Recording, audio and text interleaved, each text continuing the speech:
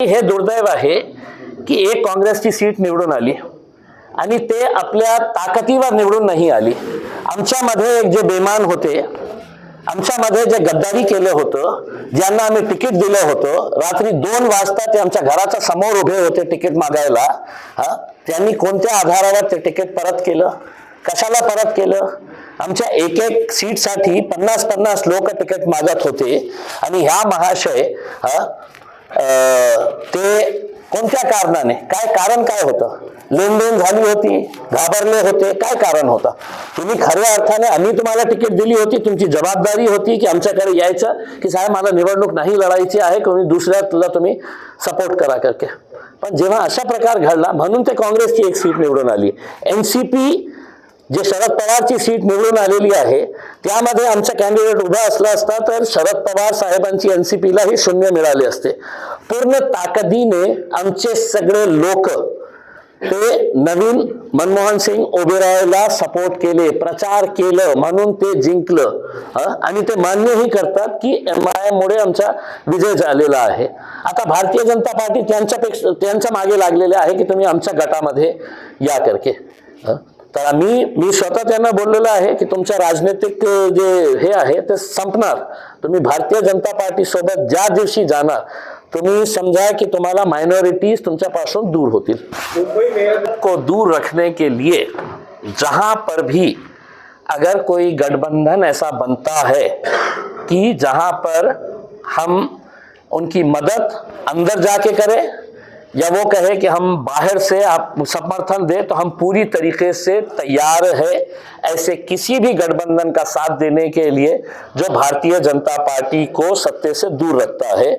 और यही सवाल के जवाब में आज हमारे पास 3 अलग अलग महानगर पालिकाओं के तरफ से प्रस्ताव आया है और हमने उनको साफ कह दिया है कि हम पूरी तरीके से आपका साथ देंगे अगर आप तमाम पार्टियों को साथ में लेकर आते हैं. शर्त हमारी ये रहेगी कि ये दोनों पार्टियां उसमें नहीं रहना चाहिए, भाजपा नहीं रहना चाहिए और एकनाथ शिंदे साहब की शिवसेना नहीं रहनी चाहिए करके. तो हम दे देंगे. मैं अगर नाम ले लूंगा तो ये पूरे के पूरे हेलीकॉप्टर से वहां पे पहुंच जाएंगे उसके अंदर. तो इतना कच्चा खिलाड़ी भी नहीं हूं मैं. मेरे हिसाब से एक नौजवान बच्ची है जिसका इलेक्शन पूरा हिंदुस्तान देख रहा था कि मजलिस वहाँ पर शहर नाम की जो बच्ची है, बहुत हाईली क्वालिफाइड लड़की है. मैं खुद उनके प्रचार के लिए गया था. बहुत अच्छे तरीके से वो बोलती है, बहुत यंग बच्ची है. उसको किस तरीके से एनसीपी ने आखिरी दम तक उनको है तो धोखे रखा और अचानक उनके साथ गद्दारी करते हुए उनका टिकट नकारा. हमने उसी वक्त अपना टिकट उनको दिया. पूरा का पूरा पैनल वहां पर हमारा वो बच्ची के साथ जीत कर आया है और हम उस बच्ची के अंदर मुंबई का एक उभरता हुआ चेहरा मजलिस का हम देख रहे हैं.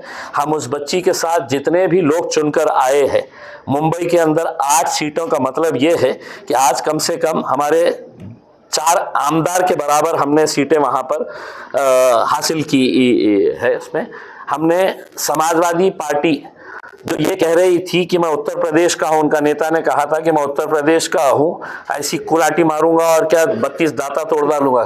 तो पब्लिक ने है तो उनको बगैर कुलाटी मारे हुए उनके 32 के 32 है तो साफ कर डाले हैं. इसके अंदर उनके 2 सीटें चुनी बस.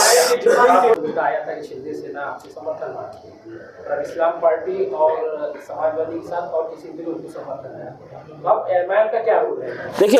देखिए हमारे पास भी एकनाथ शिंदे की शिवसेना के तरफ से प्रस्ताव आया था कि मालेगांव के अंदर हमारे 21 उम्मीदवार चुन के आए हैं, हम साथ में मिलके बनाएंगे.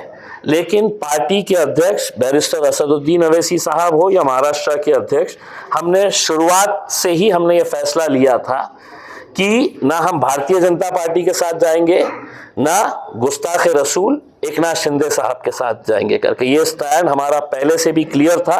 तो इसलिए हम सिर्फ सत्ता की कुर्सी पे बैठना है तो हम अपने उसूलों के साथ समझौता नहीं करने वाले हैं, किसी हालत में नहीं जाने वाले हैं। हमको ये देखना है जिस पार्टी का नाम इस्लाम है, वो इस्लाम जिसको हमारे पैगंबर मोहम्मद मुस्तफ़ा सल्लल्लाहु अलैहि वसल्लम वो है, तो गुस्ताख रसूल के साथ जाते हैं क्या? हमको ये देखने का है। हमको सियासत के अंदर कुर्सियां नहीं है। हम विरोधी पक्ष के अंदर बैठेंगे और इतनी मजबूती के साथ बैठेंगे कि सत्ताधारी पक्ष से ज्यादा हम मजबूती से काम करेंगे।